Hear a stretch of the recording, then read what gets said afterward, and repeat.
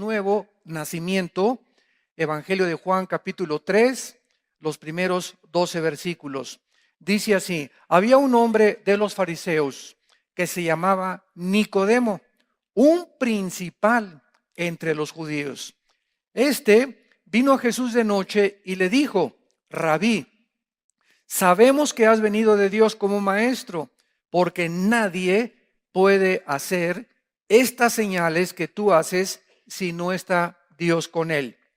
Respondiendo Jesús y le dijo: de cierto te digo, que el que no naciere de nuevo no puede, vuelvo a repetir, no puede ver el reino de Dios. Nicodemo le dijo: ¿cómo puede un hombre nacer siendo viejo? ¿Puede acaso entrar por segunda vez en el vientre de su madre y nacer? Respondió Jesús: de cierto te digo, que el que no naciere de agua y del Espíritu no puede entrar en el reino de Dios. Lo que es nacido de la carne, carne es, y lo que es nacido del Espíritu, Espíritu es. No te maravilles de que te dije: os es necesario nacer de nuevo. El viento sopla de donde quiere y oye su sonido, mas ni sabes de dónde viene ni a dónde va. Así es todo aquel que es nacido del Espíritu. Respondió Nicodemo y le dijo: ¿cómo puede hacerse esto? Respondió Jesús y le dijo: ¿eres tú maestro de Israel y no sabes esto? De cierto te digo que lo que sabemos hablamos y lo que hemos visto testificamos, y no recibís nuestro testimonio. Si os he dicho cosas terrenales y no creéis, ¿cómo creeréis si os dijere las celestiales? Este pasaje de la Biblia es una de las revelaciones más asombrosas que el Señor Jesucristo manifestó durante su ministerio terrenal, porque Él pone un obstáculo impresionante para poder tener contacto y regresar otra vez con Dios. En este pasaje, Cristo se encuentra con un hombre sumamente religioso. Se le llama a Nicodemo principal entre los judíos, y la palabra principal, argón en el griego, significa el líder o jefe de los judíos.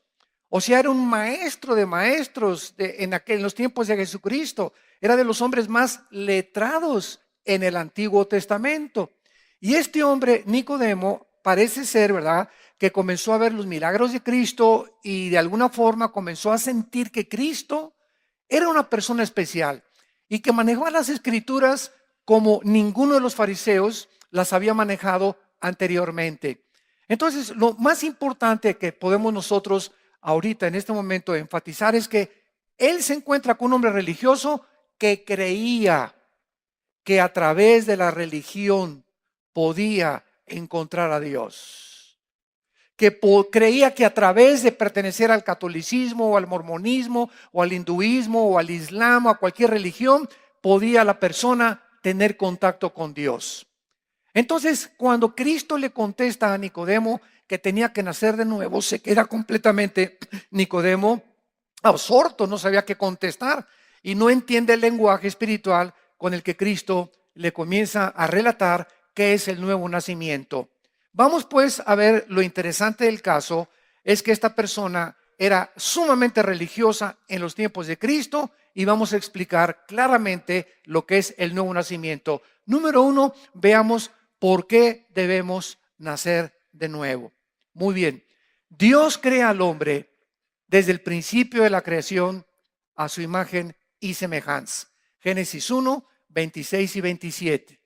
Esto significa que el ser humano traía la imagen de Dios dentro de él. Ahora, ¿qué es la imagen de Dios?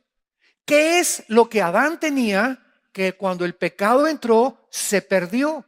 Porque desde Adán hasta nuestros días, si la Biblia nos dice que tenemos que nacer de nuevo, es porque nacimos físicamente, pero muertos espiritualmente. Porque el nuevo nacimiento, como Nicodemo equivocadamente lo percibió, era la reencarnación. me estás diciendo que tengo que reencarnar, o sea, regresar al vientre de mi madre y volver a nacer, como se enseña en la India, en la famosa teoría de la reencarnación. Y Cristo le dice, ¿verdad? No, tú estás completamente equivocado. Esto es de la carne. Lo que es nacido de la carne es lo que es del espíritu. Espíritu es, te estoy hablando de un nacimiento espiritual. Y Nicodemo, debiendo ser maestro de religión, no entendía qué significaba nacer de nuevo. Veamos en el libro de Efesios, capítulo 4, versículo 24, cuáles eran las tres características que Adán poseía y que perdimos, porque necesitamos comenzar desde el principio para ver la necesidad de por qué debemos nacer de nuevo. ¿Por qué se necesita que el espíritu que murió dentro de nosotros cuando el pecado entró, necesita volver a resucitar? Y no es a través de las obras, ni de las peregrinaciones, ni de los sacrificios, ni de sacramentos, ni de ninguna otra cosa, sino es a través de la enseñanza del Señor Jesucristo. Dice en Efesios 4, 23 y 24, y renovaos en el espíritu de vuestra mente, y vístanse del nuevo hombre creado. ¿Quién es el nuevo hombre? Aquí Pablo está hablando de las personas que ya nacieron de nuevo. Porque el momento que nacemos de nuevo vamos a ver que Dios crea completamente dentro de nosotros una nueva criatura. Creados en el nuevo hombre según Dios en la justicia y santidad de verdad.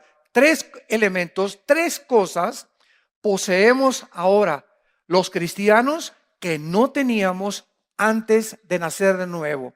En otras palabras, Adán era una persona justa. Adán era una persona santa y Adán poseía la verdad. Y cuando nosotros morimos ante el pecado que heredamos de Adán hasta nuestros días, perdimos el sentido de la justicia. Y el mundo, todos nosotros somos testigos, está lleno de injusticias. En los tribunales hay injusticias, los jueces cometen injusticias, los diputados cometen injusticias, los gobernantes cometen injusticias, los padres son injustos con la esposa, son injustos con los hijos son injustos con los padres, los jefes son injustos con los obreros, con los empleados muchas veces en lugar de trabajar le roban al jefe y no trabajan y se hacen los tontos para trabajar. El mundo está lleno de justicia, pero dentro de nosotros anhelamos la justicia. Por eso hay huelgas de enfermeras, huelgas de bomberos, huelgas de policías, manifestaciones en la calle, rebelión de los jóvenes, porque todos están gritando, queremos justicia.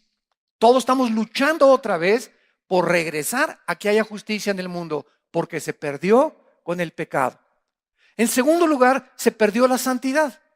Pero a pesar de que nacimos sin santidad, algo dentro de nosotros nos dice que debemos de portarnos bien de vez en cuando. Por ejemplo, Al Capone, el gran líder de la mafia italiana en Chicago en la década de los 20, en Navidad se vestía de Santa Claus y regalaba dulces a los niños. Y el 1 de enero agarraba la ametralladora y comenzaba a matar gente. Pero de alguna forma quería él sentirse de vez en cuando, ¿verdad?, que era caritativo y que era bueno y que pues vamos a por lo menos hacer asilo a los ancianos.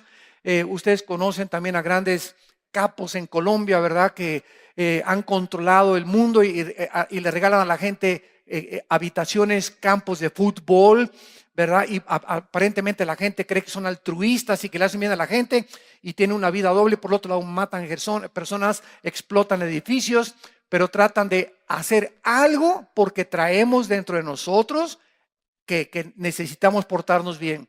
Y precisamente por eso se inventaron las religiones. ¿Qué son las religiones? Esfuerzos humanos, diferentes ideas. El Islam tiene una forma de poder acercarse a Dios, los hindúes tienen otra forma, los mormones tienen otra forma, todas las religiones tienen algún medio, unos por los sacrificios, otros con la comunicación con los muertos, otros a través de peregrinaciones, pero todo el mundo desde que Adán cayó como dijo Sigmund Freud, el psicólogo vienés, el hombre es y nació incorregiblemente religioso. Y aún los mismos ateos, los que profesan y dicen, es que yo no creo en ningún Dios, en ese momento ellos se están haciendo dioses. Yo voy a autodeterminar y yo voy a establecer mis reglas y mi moral y se convierten en dioses. Y entonces no hay un solo ser humano o se endiosa o se somete a algún sistema de religión. Entonces el mundo está lleno de religiones. Ahorita hay más de 40,000 denominaciones. Más de 40,000 denominaciones. Y cada 3 meses, de acuerdo a la ONU, están naciendo más de 50 denominaciones en el mundo, de organizaciones religiosas. Que la cienciología, que la dianética, que las cosas que están, los judíos ya tienen 3 o 4 ramificaciones más. Dentro del cristianismo están haciendo cantidad de sectas, tantas barbaridades que están inventando. Por todos lados existe el anhelo de poder tener algo con Dios y buscar a Dios o a través de alguna forma, algún sistema. Porque nacimos muertos, pero la conciencia la traemos dentro de nuestro corazón. Y en tercer lugar, se perdió la verdad. Son las 3 cosas que forman la imagen principal de Dios: la justicia, la santidad y la verdad. ¿Por qué existe la filosofía? ¿Sabían ustedes que todos los seres humanos, no importa quién sea, somos filósofos? ¿Qué cosa es la palabra filosofía? Amor a el conocimiento. Filos, sofos. Filos o fileos es amor y sofos es sabiduría o conocimiento. Entonces, todos nosotros de alguna manera amamos nuestros pensamientos. Los que son adúlteros aman el adulterio. Los que son inmorales aman la inmoralidad. Los que son borrachos aman el alcohol. O sea, todos los pensamientos que tú ames, todos los pensamientos que te dirijan, la forma como tú actúas en la vida es por lo que tú estás pensando. Tú eres lo que tú piensas y te comportas conforme a lo que tú crees. Entonces, de alguna forma, esa forma de conducirte te hace ser un filósofo, porque amas lo que tú piensas y actúas conforme a lo que tú amas. Entonces, ¿de dónde salió la filosofía? ¿De dónde salió la filosofía de los griegos? Heródoto, Demóstenes, Platón, Sócrates, para poder comenzar a pensar: pienso, luego existo, existo, luego vivo, vivo, tiene que haber una causa. Esta causa no está dentro de mí porque yo no inventé nacer. Esta causa tiene que trascender mi personalidad y mi mente. Forzosamente, dijeron los filósofos griegos, esta causa tiene que ser Dios. Los filósofos 150 años antes de Cristo creían en Dios. Y en el siglo XX nacieron la mayor parte de los ateos de toda la historia.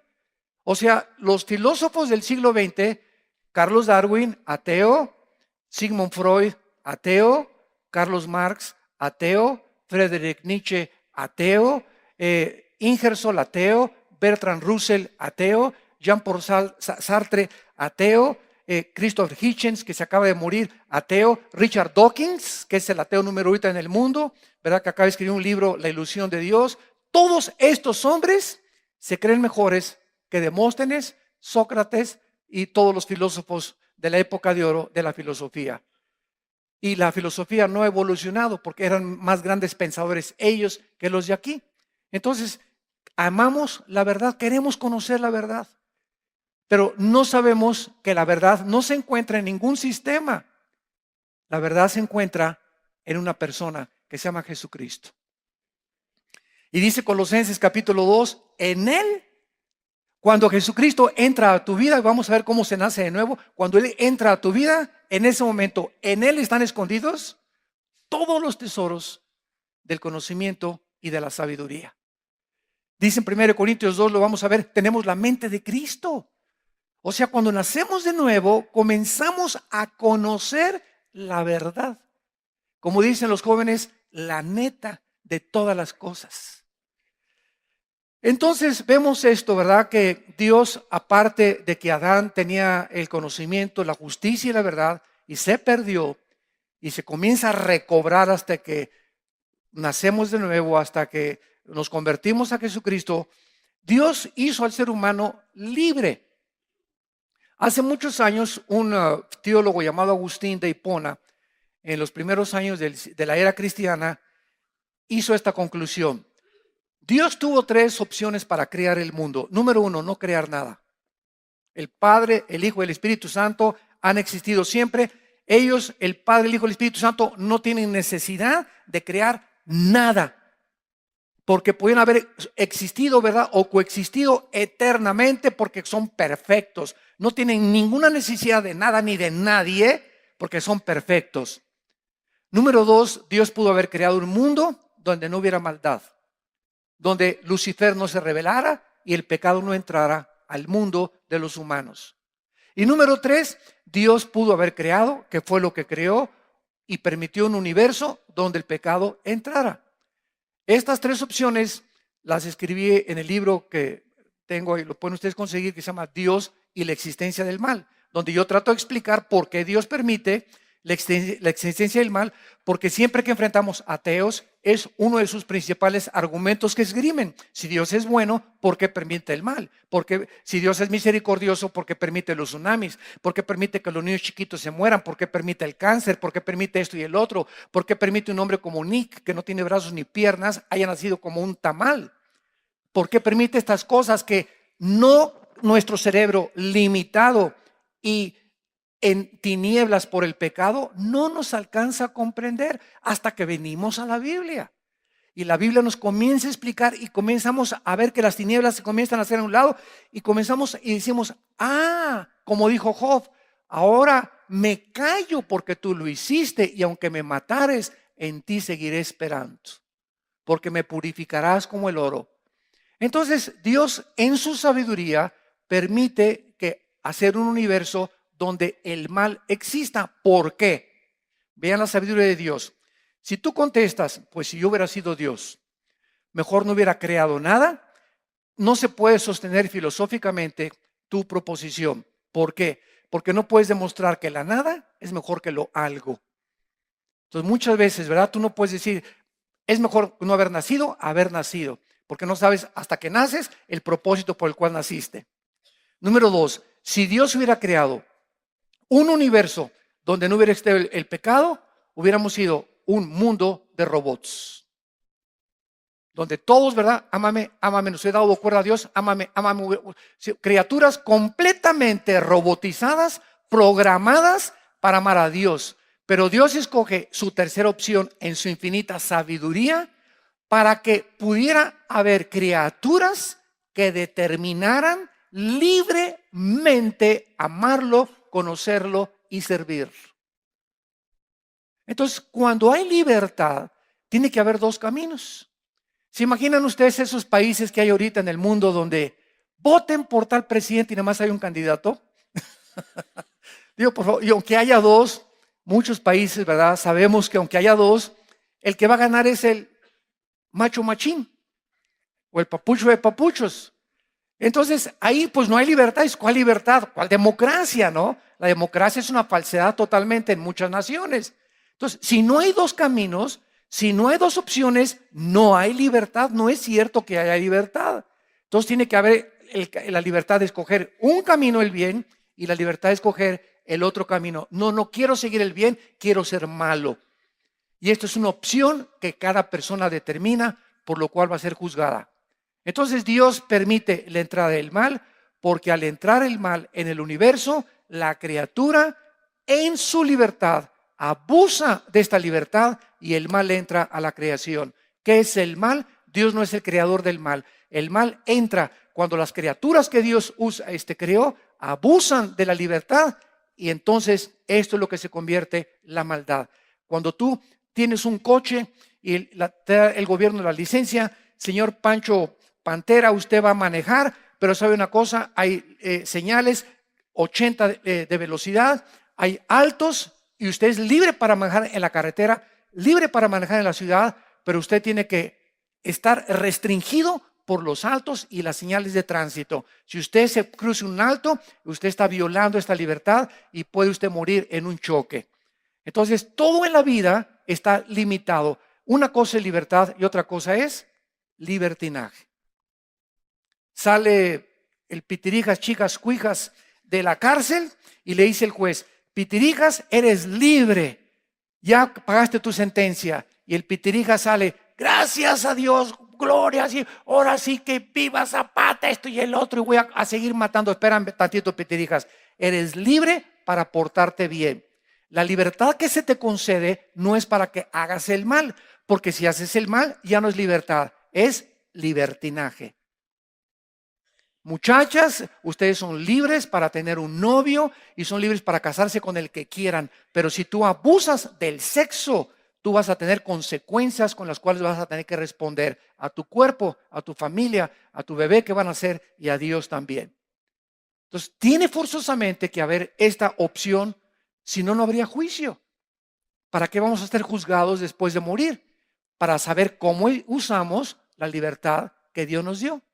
¿Y cuántas personas conocemos, verdad? Como ahorita este grupo allá en el Medio Oriente que llama ISIS, el Estado Islámico, que llegan a cada pueblo que llegan y eres suní, porque el Islam está dividido entre sunis y entre chiitas. No soy chiitas. A la mujer le abren el vientre y le sacan el bebé.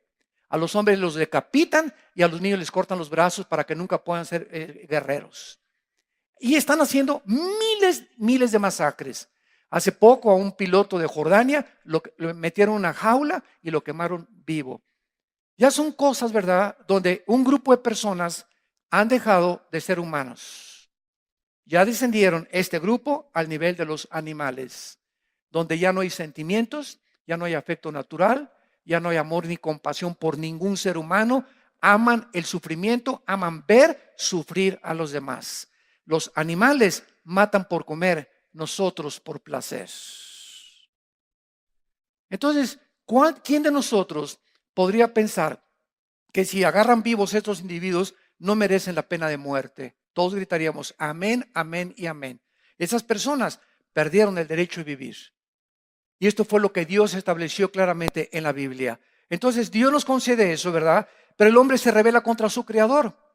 Y el hombre decide ser gobernado por él mismo y no por Dios.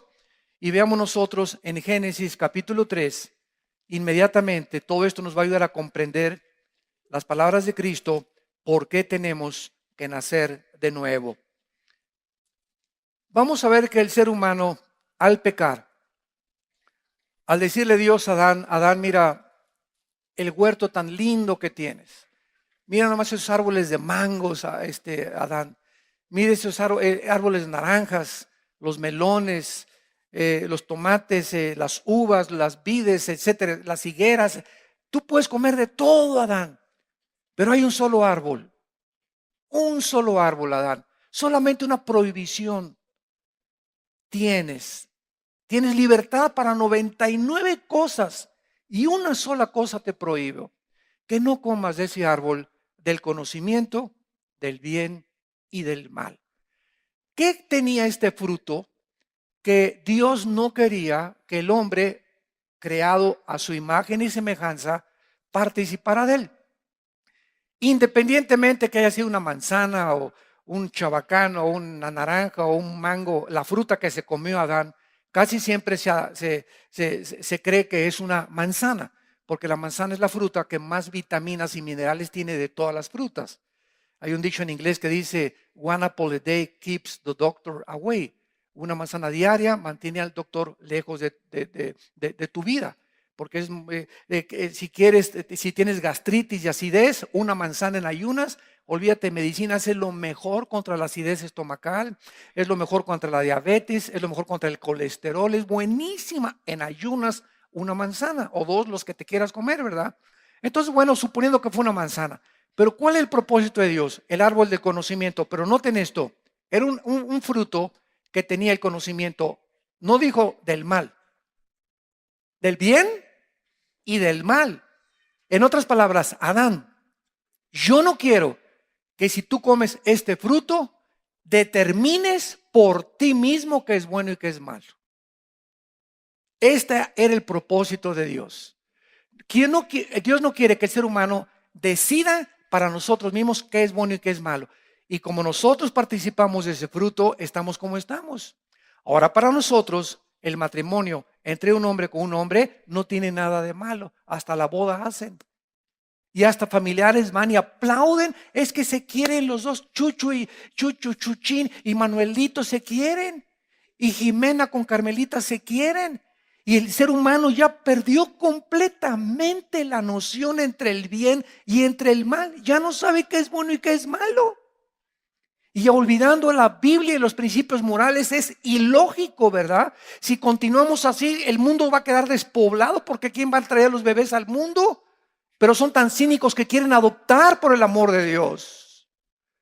Ay, ¿y qué tal si ya no hay mujeres, verdad? ¿Para qué crear mujeres de entonces? ¿Y para qué Dios creó los sexos diferentes? Pero vemos a dónde hemos llegado.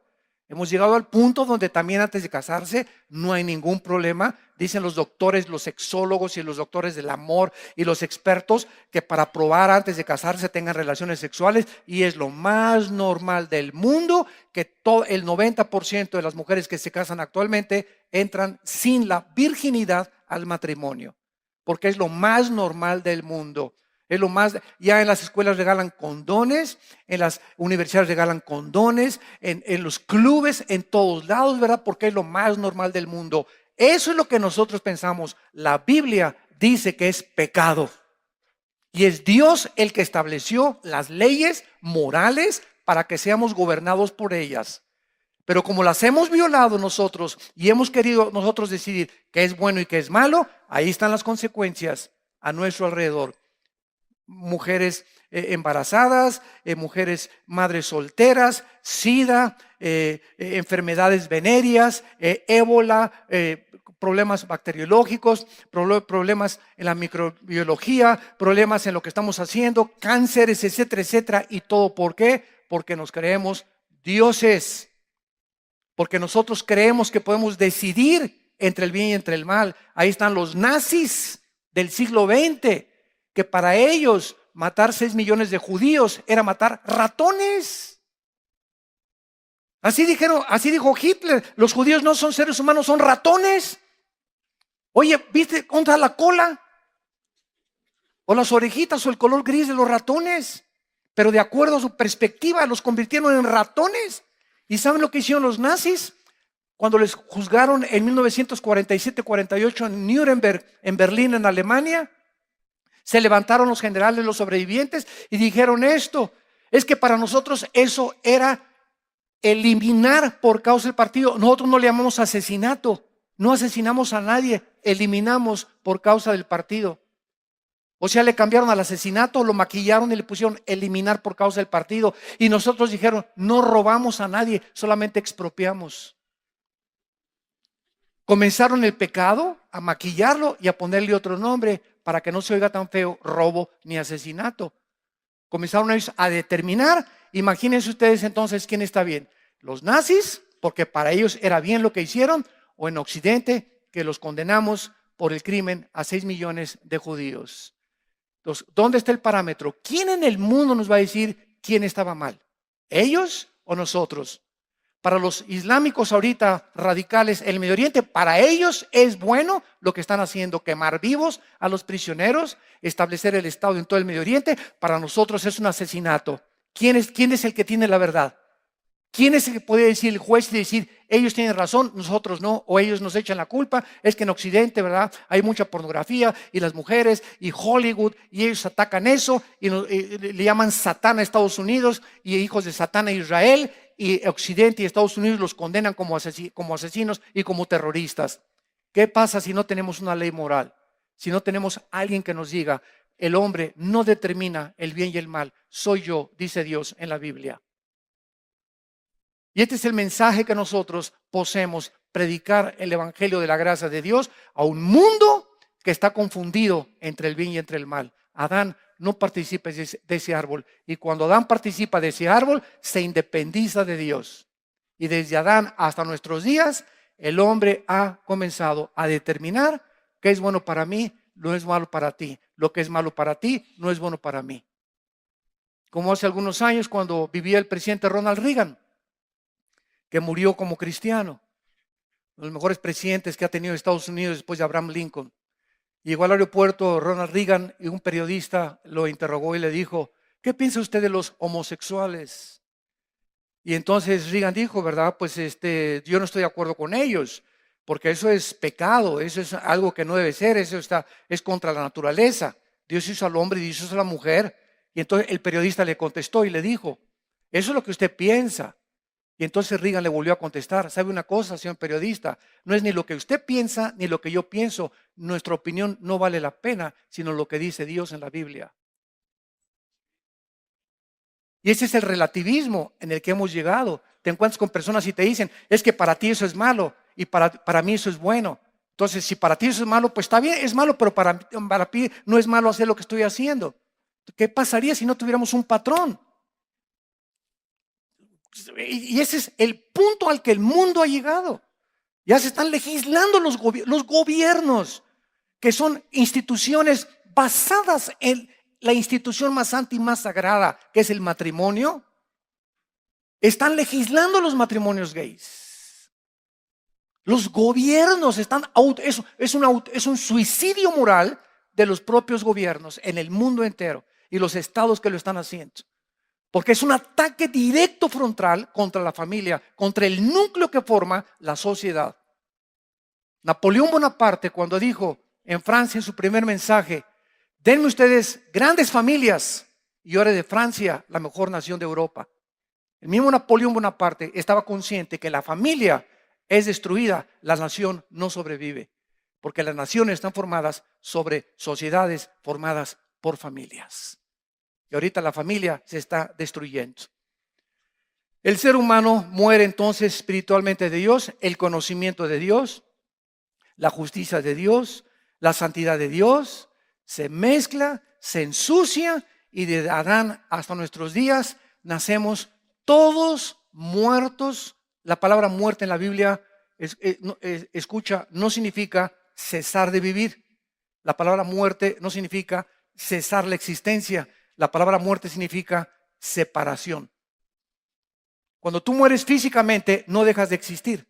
No cesa la existencia. La gente cree que sí. Ya se murió el muertito, ya nunca lo voy a ver. No es cierto. Está en un lugar mucho mejor. Si era cristiano. Y ahora llega hasta la moda queremos resucitar al muertito. Si yo me muero y me quiero resucitar, les digo, mejor déjenme aquí. Estoy mucho mejor. ¿Para qué me quieren regresar a la tierra? ¿Al sufrir? ¿Verdad? Entonces, vamos a resucitar a los muertos. ¿Para qué? Están mucho mejor en el otro lado.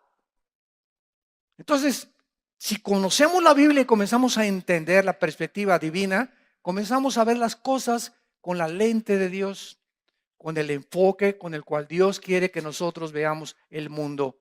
Ahora, en Génesis 3 vemos el resultado de esta independencia del ser humano contra Dios. Dice el versículo 7, entonces fueron abiertos los ojos de ambos. Pregunta, ¿qué estaban ciegos, Adán y Eva? ¿Estaban ciegos? No, ¿verdad? Fueron abiertos sus ojos hacia la existencia del mal. Un niño nace 1 año, 2 años, 3 años, 4 años, 5 años y hasta los 5 o 6 años el niño comienza a entender que hay algo que es malo y algo que es bueno. Mientras los primeros 4 o 5 años del niño, por ejemplo, sus sentidos no han sido desarrollados y tú pones a un niño de 3 años junto al excremento. Y el niño de 3 años agarra el excremento y se lo come. Porque el sentido del gusto y del olfato no lo tiene desarrollado todavía. No discierne. Metes a un niño de 3 años con una niña de 3 años encueraditos en una tina y ninguno de los dos se tapa. Están ahí felices, ¿verdad? Y la. Pero a los 5 o 6 años las niñas ya se tapan o los niños también o el niño ya fuchi. Ya comienzan a distinguir entre el bien y entre el mal. Entonces, Dios quería que fuéramos como niños, que no estuviéramos conscientes de la existencia del mal, porque el mal ya existía antes de Adán. Lucifer era un ángel caído antes de que fuéramos creados. Y la maldad ya había entrado, el pecado ya había entrado al mundo, al universo, con la creación de los ángeles rebeldes. Entonces Dios no quería que nosotros participáramos de eso. Y cuando peca Adán y Eva, se abren sus ojos a la existencia mal. Y vean lo primero que pasa. Y cosieron hojas de higuera y se hicieron delantales. inmediatamente el pecado afecta la sexualidad. Inmediatamente el pecado, lo primero que afecta es la sexualidad. ¿Por qué? Porque a través del sexo se transmite el pecado. Cada vez que tú tienes relaciones con tu esposa y nace un niño, el niño nace, que dice el Salmo 51, en pecado fui formado y en pecado me engendró mi madre. ¿Por qué? Porque se transmite a través del sexo. Por eso José y María, cuando iban a tener un bebé, y Dios escoge a María, a la Virgen, para que naciera el Hijo de Dios, Cristo, no podía heredar la maldición que heredamos de Adán genética. De eso es lo que estoy hablando ahorita en el segundo servicio, la corrupción del genoma humano. Cómo ahora con el conocimiento de la genética se nos ilumina el cerebro y entendemos más. Entonces Dios no quería que esto sucediera. Entonces, ¿cuál era la única forma en que naciera el Hijo de Dios? Pero tenía que ser humano. No podía mandar a Dios un ángel, porque el ángel no pecó como pecamos nosotros. Tenía que ser un ser humano para pagar por los pecados de un ser humano, para identificarse con la raza humana. ¿Cómo lo resuelve Dios? En su sabiduría. Le dice a María, vas a estar embarazada. Y María le contesta, oye, pero todavía ni luna de miel tenemos, José y yo. No hay nada entre nosotros, estamos comprometidos, desposados. Y el ángel le dice a María, en Lucas y en el Evangelio de Mateo, María, te va a cubrir el Espíritu Santo. Y el santo ser que va a ser creado en tu vientre, lo voy a formar yo. Como dicen Hebreos, Dios me preparó cuerpo, dice Cristo en el libro de los Hebreos capítulo 2. Entonces el Espíritu Santo hace el papel del cromosoma Y que los varones tenemos y que determina el género masculino, y el cromosoma Y de José, como estaba infectado por el pecado, José no podía tener relaciones con María porque hubiera transmitido el pecado a María y el Hijo de Dios hubiera nacido en pecado y no podría morir en la cruz para pagar nuestros pecados porque hubiera tenido que pagar primero por sus pecados y después por los nuestros. Tenía que ser completamente sin pecado y sin mancha, hecho más glorioso que los cielos, el Hijo de Dios. Y esto fue hace 2000 años y hasta 1860 Gregorio Mendel descubre las leyes de la herencia. Más de 18 siglos pasaron para que entendiéramos por qué José no se metió con María para que naciera Cristo. Hasta que la genética se comienza a descubrir, comenzamos a ver y la Biblia tenía la razón. El conocimiento que está encerrado, físico, genético, químico, arqueológico, antropológico, histórico, literario, poético, que la Biblia contiene, es más nuevo que el periódico de mañana en la mañana. Es más moderna la Biblia que las noticias científicas y tecnológicas de lo que se descubre mañana en la mañana. ¿Quién le dijo hace 2000 años al apóstol Juan en Apocalipsis? Hace 2000 años escribió Apocalipsis, que vendría una época en que se podría controlar a la gente con el 666, si no se hubieran inventado las computadoras. ¿Quién le reveló a Juan en el Apocalipsis capítulo 11? Que vendría un momento en la historia cuando todas las tribus, las naciones y las lenguas verían el mismo evento, la muerte de los 2 testigos en Jerusalén, si no se hubieran inventado los satélites de comunicación. Todo lo que está pasando, la Biblia ya lo decía. Dice Eclesiastés capítulo 1, no hay nada nuevo debajo del sol. Aquí está todo encerrado para que nosotros sepamos antes de que pase que Cristo nos lo dijo antes y sepamos que nuestra confianza está en el único Dios vivo y verdadero. El hombre cobra conciencia del mal. Versículo 8. Y oyeron la voz de Dios que se paseaba en el huerto al aire del día, y el hombre y su mujer. En segundo lugar dice la Biblia, el hombre y su mujer se escondieron de la presencia de Dios. Número 1, cobraron conciencia del mal. Número 2, comenzaron a esconderse de Dios.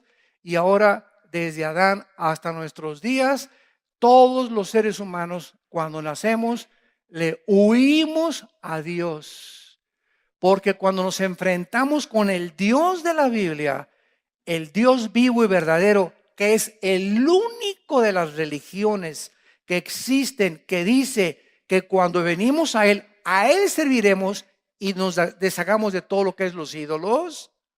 Los seres humanos se encuentran desafiados ante un Dios celoso. Todas las religiones te permiten, bueno, mira, si eres católico, ¿verdad? Te puedes casar con un judío, con un musulmán, no hay ningún problema. Pórtate como el anticristo de lunes al viernes, ¿verdad? Pero el domingo cumple con los sacramentos y antes de que te mueras, si alguien llega y te pone la extrema unción, te vas al cielo, aunque haya sido el hijo del anticristo. Y así todas las religiones, ¿verdad? Le dan vuelo a la hilacha mientras cumplan el domingo con su religión. Pero cuando venimos a Cristo, nos encontramos con un Dios que nos desafía y que nos dice, a mí solo me vas a servir de ahora en adelante. Y eso al ser humano lo pone así, oye, me estás amenazando mi libertad.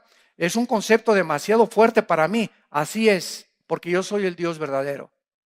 Y esto es lo que el hombre se esconde de ese Dios que demanda de nosotros una entrega del 100%. No le puedes entregar a Dios el 95% de tu vida, ni el 98%. Me dice Dios, o me entregas toda tu vida o no me entregas nada. Y por eso el hombre se esconde en los placeres, en el sexo, en el dinero, en la religión. Mientras tenga religión, pues ya por lo menos tengo mi conciencia tranquila, porque soy religioso y el domingo cumplo con mi religión. Nos escondemos de la verdad. En tercer lugar, dice el versículo 10, y él respondió, oí tu voz en el huerto y tuve miedo. Entra en tercer lugar el temor al ser humano. ¿Sabían ustedes, santos de Dios, que lo opuesto a la fe no es la incredulidad? La antítesis de la fe no es la incredulidad, es el temor. Lo opuesto a la fe es el temor. Cuando estaban los discípulos en la barca y vino el viento y estaba casi a punto de naufragar, llegaron los discípulos. Señor, Señor, ¿cómo estás roncando tú aquí, hombre?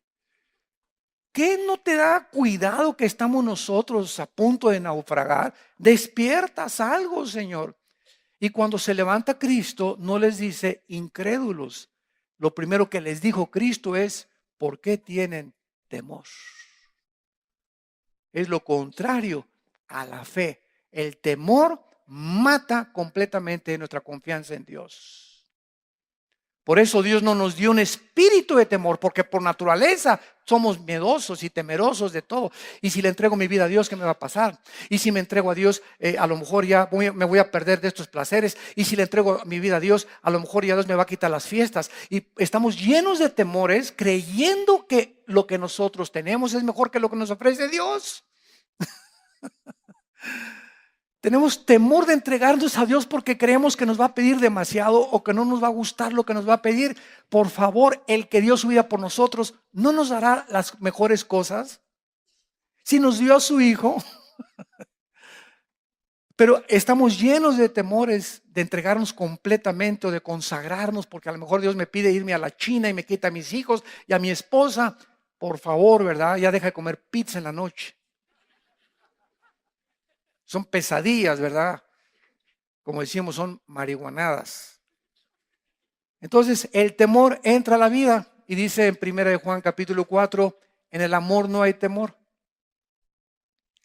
¿De qué amor está hablando? ¿El amor de Casanova? ¿O el amor de los artistas de cine? En el amor incondicional, en el amor agape, en ese amor que entra a nuestra vida, Romanos 5:3, el amor de Dios ha sido cuando naces de nuevo y recibes a Cristo, entra el Espíritu Santo a tu vida y el Espíritu Santo trae a tu vida la justicia, la verdad, la santidad y el amor de Dios. Y ese amor derramado entre nosotros es el que comienza a luchar contra nuestros temores, porque nos comenzamos a sentir amados. Comenzamos a sentir que estamos recobrando nuestra identidad. Ya no nos sentimos un número ni del montón. Somos hijos e hijas de Dios. Y ese amor echa fuera el temor, porque el temor lleva en sí castigo, de donde el que teme no ha sido perfeccionado en el amor. 1 Juan capítulo 4. Si tú todavía tienes esos temores de consagrarte, es porque el amor de Dios no está siendo desarrollado en tu vida. ¿Y cómo nos enamoramos de Dios más y más y más? Conociéndolo en su palabra. Si tú no tienes contacto con este libro, tú no puedes conocer a Dios, porque cualquier revelación de Dios fuera de la Biblia es una perversión de su carácter. Jesús dijo en Juan 5:39, escudriñen la Biblia, porque en ella tiene la vida eterna y ella habla de mí. Dice Juan 17:17, santifícalos en tu palabra, es tu palabra la que los santifica y tu palabra es verdad. Desconectarnos de la Biblia es vivir otra vez endiosados, en independientes, determinar yo lo que es bueno y lo que es malo.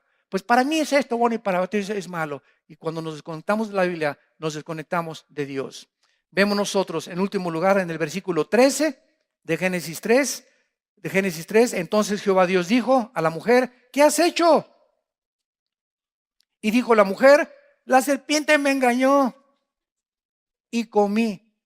Finalmente entra al mundo el engaño.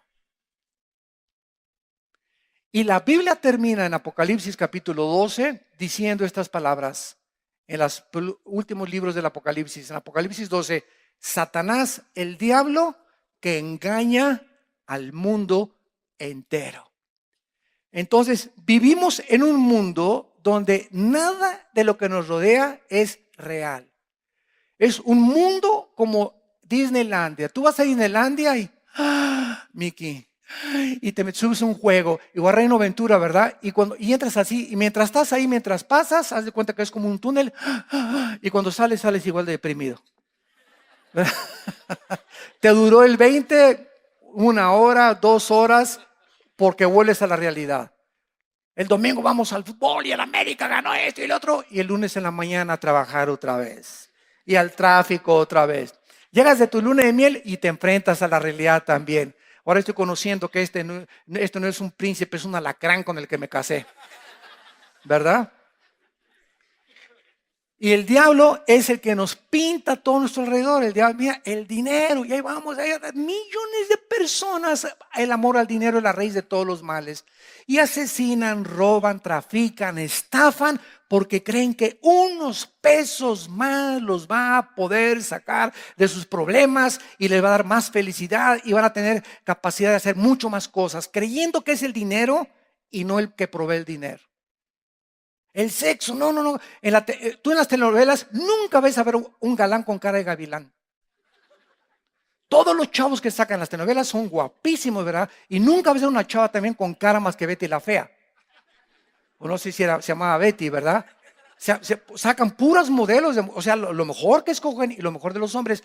Y todos los que ven las telenovelas, digo, hay una muchacha así de 100 o de 500 preciosa y un hombre también guapísimo, uno entre 500 o 1000, que no nos damos cuenta el precio de la belleza.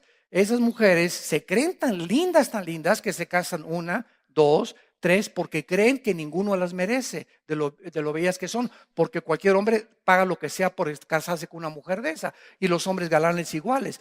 No creen que todas las mujeres son suficientes y acaban la mayoría como homosexuales o como bisexuales. El otro día entrevistaron al galán de galanes, me reservo su nombre en la televisión, el más famoso ahorita en México, ¿verdad? Que viene de Cuba, y dijo, soy un hombre miserable y vacío. Se divorció de su esposa, se metió con otra, y esa es la vida que nosotros creemos. Si yo tuviera la cara de ese hombre, si tuviera el cuerpo de esa mujer, es un engaño, no es cierto, no es cierto, no es cierto. No son felices. La fama, si tuviera poder, si tuviera popularidad, si me conocieran, si donde yo llegara, me saludaran, etcétera, etcétera. Y cuando vives eso, se andan escondiendo de los paparazzis, de los periodistas, porque ya están hartos que los persigan, pierden su vida íntima. Van a Cancún y hasta allá los corretean los periodistas, no pueden hacer nada pública en la intimidad. El diablo nos engaña haciéndonos creer que fuera de Dios vamos a encontrar el agua que va a satisfacer nuestra sed. Fue lo que le dijo Cristo a la mujer samaritana. De esa agua volverás a beber, pero el agua que yo te doy, Juan 4:24, saltará ríos de agua eterna dentro de ti. Nicodemo, tu religión no te salva. Tú puedes ser católico, mormón, testigo de Jehová. Dime lo que quieras. Tienes que nacer de nuevo. Tiene que haber un cambio, una transformación interna de la raíz para poder entrar y capacitarnos para conocer a Dios. Ahora, finalmente, vemos realmente que es una obra de Dios, el nuevo nacimiento. Dice Juan 1, del 11 al 2. A todos los que le recibieron, les dio la potestad, el derecho, el privilegio, le podríamos decir, de ser llamados.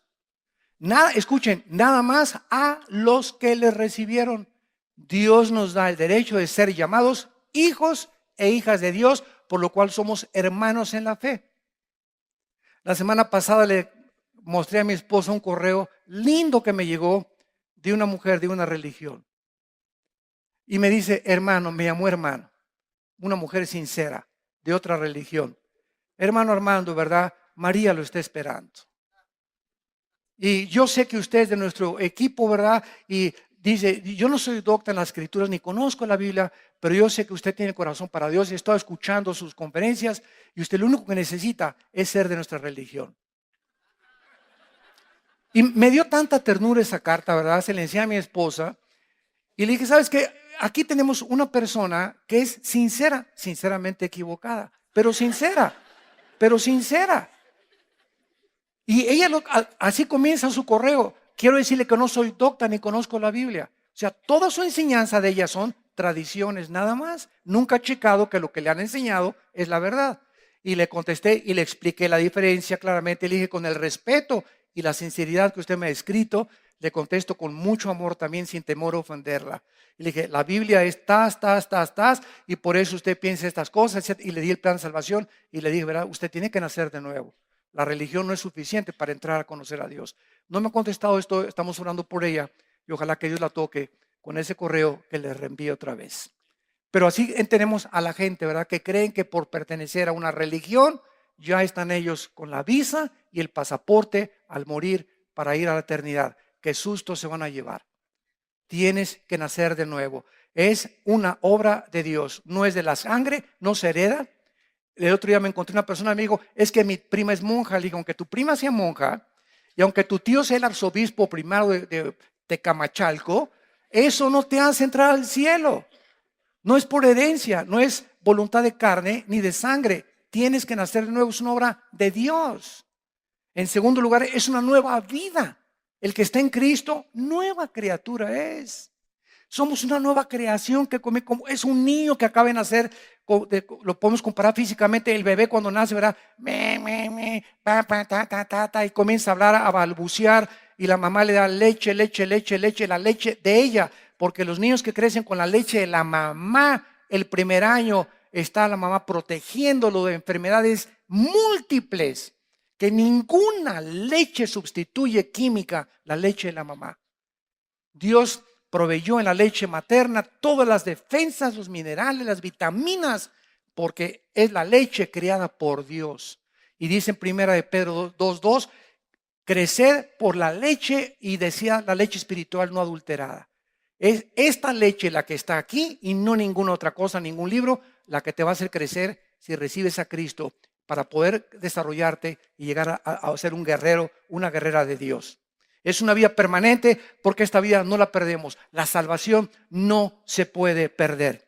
Dijo Cristo en el capítulo 10 de San Juan, mis ovejas oyen mi voz, versículo 27, y yo las conozco y me siguen.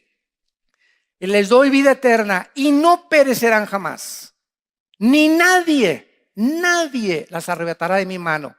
Mi Padre que me las dio es mayor que todos y nadie las puede arrebatar de la mano de mi Padre. El otro día una persona me atacó, ¿verdad? No es que uno sí puede perder la salvación, me dice, porque una persona puede decir, bueno, al final decir, bueno, ya no quiero seguir a Cristo. Y eso y en ese momento pierde la salvación. Le dije, vamos a seguir el camino que tú me estás mostrando. Una persona dice en algún punto de su vida, ya no quiero seguir a Cristo. ¿Y qué pasa a los 6 meses si decide arrepentirse? ¿Tiene que volver a nacer de nuevo? ¿Tiene que volver a ser sellado con el Espíritu Santo?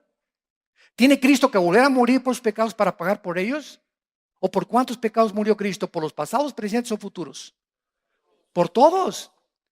Entonces, Dios nos dice, ¿verdad? Que si alguien dice, ya no quiero seguir a Dios. Yo en toda mi vida no conocí a nadie así.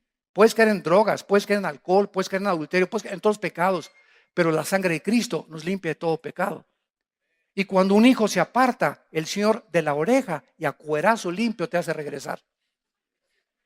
Hebreos 12, porque Dios al que ama disciplina y azota al que recibe, y al que no reciba, no, ese hermano iba a la iglesia y ahora anda por acá y por allá, ya tiene 5 años así, nunca fue nacido de nuevo, nunca nació de nuevo. Salieron de nosotros, pero no eran de nosotros, porque si hubieran sido de nosotros, hubieran permanecido con nosotros. Salieron para que se manifestara que no todos son lo que dicen ser.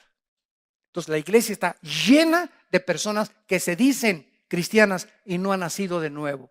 Y por eso caen y creen que perdieron la salvación. Judas nunca fue salvo. Comió, desayunó y viajó con Cristo y lo traicionó al final. Nunca fue salvo. Cometió alta traición. Pedro traicionó a Cristo y negó a Cristo. ¿Quién es ese? Ni lo conozco. Y lloró amargamente. ¿Cuál es la diferencia? Pedro tenía a Cristo. Judas nunca lo tuvo. ¿Quieres tú nacer de nuevo? Y los que nos escuchan a través de la televisión, es una obra del Espíritu y del agua. El agua es la palabra, solamente la fe es por el oír por la palabra de Dios, y el Espíritu Santo puede hacer el milagro en este momento en tu vida si tú le abres tu corazón y le recibes como Señor y Salvador. Oremos. Señor, te damos gracias por abrirnos los ojos, por permitirnos ver la verdad, la justicia y la santidad como tú lo ves, por librarnos de este siglo malo y del reino de las tinieblas y trasladarnos al reino admirable de la luz de tu Hijo Jesucristo. Si tú en esta mañana que escuchaste esta conferencia quieres nacer de nuevo, no es un nacimiento de la carne, es un nacimiento espiritual para estar calificado para entrar al reino de Dios y comenzar a conocer a Dios. Dile estas palabras en tu corazón: Señor, te pido perdón por mis pecados. Creo que en esa cruz con tu sangre que derramaste, pagaste por ellos. Me arrepiento con todo mi corazón de mi vida pasada. Ten misericordia de mí. Señor Jesús, como creo que vives y a los 3 días te levantaste de los muertos, te pido que entres a mi corazón. Sé tú mi Señor, el único amo al que quiero servir. Sé tú mi Salvador, porque no hay otro nombre más que tu nombre en que yo pueda encontrar la salvación de mi alma. Te recibo y te doy las gracias por la vida eterna y el perdón de mis pecados, y porque nueva criatura soy desde este momento, e iré creciendo para conocerte, amarte cada vez más y servirte con toda mi alma, con todas mis fuerzas y con todo mi corazón. En el nombre de Cristo. Amén.